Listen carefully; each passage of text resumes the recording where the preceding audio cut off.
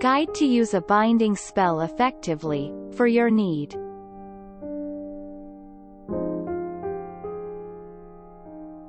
We only think about love and relationships when talking about binding spells. In fact, this kind of spell serves a variety of purposes.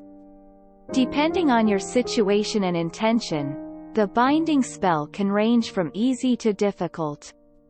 Not only strengthening the connection of two individuals, they can also be used for personal protection against other spells. If you are cursed by black magic, then binding spells can break that. They can bind forces of nature, spirits, and even people, as well as to reduce someone's influence upon you. Whatever the need, casting binding spells can rescue you from the circumstance you are stuck in.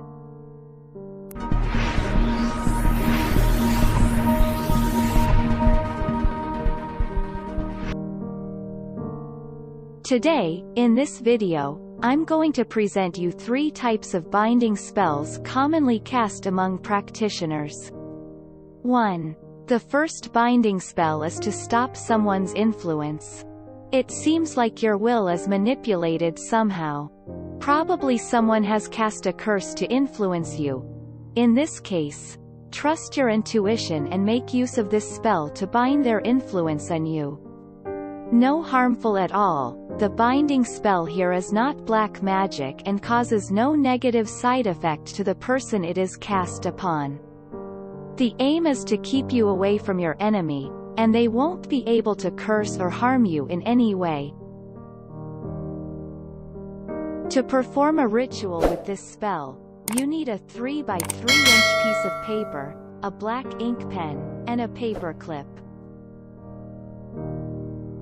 Now, starting the session, the first thing to do is to write your target's full name on the paper with your pen, then draw a pentagram to cover the name.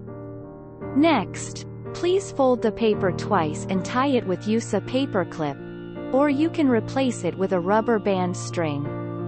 Hold it up to your forehead with both hands and chant these following words 3 times.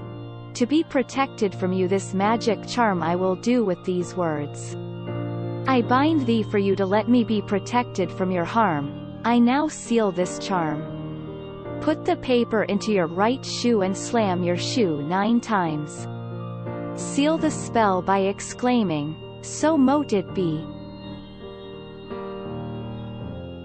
2. The second binding spell is to distance someone using water. You can use this spell to distance a person from you or to stop their negative behavior toward you. The aim of it is to bind someone you don't like away from you. Despite popular belief, it is not black magic, and it does not cause any harm to both you and the person it was cast upon. If you want to perform this ritual, you must get an item owned by your target. It could be an item of clothing, a comb or hairbrush, a book, or any other object the person frequently uses. Since they won't be getting the item back, please take something small that they won't miss, like a hairpin, pencil, or eraser might be a good choice at the end of the session.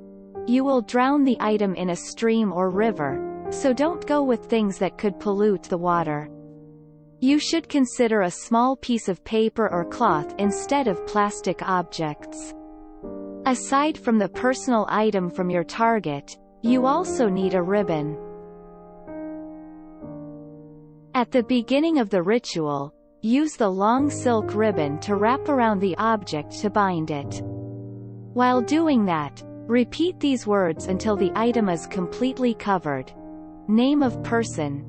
I bind you from causing harm to me, to others and against yourself. Find a stream or a river and stand facing away from it so your back is to the water and the current is flowing away from you. You shouldn't do the binding spell in a lake or pond, because the item will sink immediately to the bottom instead of getting carried away. Toss the item over your shoulder into the river. Most significantly, please do not look back. Once tossed it, just walk away from the current spot and reflect on the binding spell. If you performed it correctly, the person would soon stay away from you or stop the behavior that has been bothering you. 3. The final binding spell is a powerful spell for protection. This binding spell is often used to protect yourself against others' negative spells over you. For the success, the key is to clear your mind. Focus on your intention. When casting any spell, you must have a clear purpose before carrying out the ritual. This way helps avoid a lot of mistakes during the process. Do you have a justifiable reason for casting this spell besides personal gain? For what are you casting your binding spell? Is there anything you need to set up beforehand to cast the spell correctly? If you can answer these questions without hesitation, let's move to the next step. That's gathering necessary supplies depending on your spell. In this case, you will need a red candle or a white one and a piece of rope. Let's start this binding spell with a chant. For a binding spell that protects you, please say this chanting. I bind you, name, your work, your voice and your chants. The work you did against me will not affect me. After that, light a red candle or a white one. You don't have to use both. The red candle is preferable if you have it. Next is to pick up a piece of rope and chant, I bind you. I stop your spell. Tie one knot in the rope once finished. Continue saying, your spell is gone, your work destroyed, and blow out the candle. Now concentrate on your intention and imagine the spell cast on you as fading away with the smoke.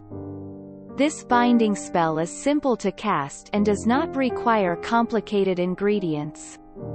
Its purpose is to protect you from evil energy surrounding. Place the candle next to the window in your bedroom and let it burn down to seal the spell. Remember that every spell is different and has a different purpose. The chant of binding spells varies depending on what you wish to bind. Hope that our given spells here can help you understand how to use a binding spell better.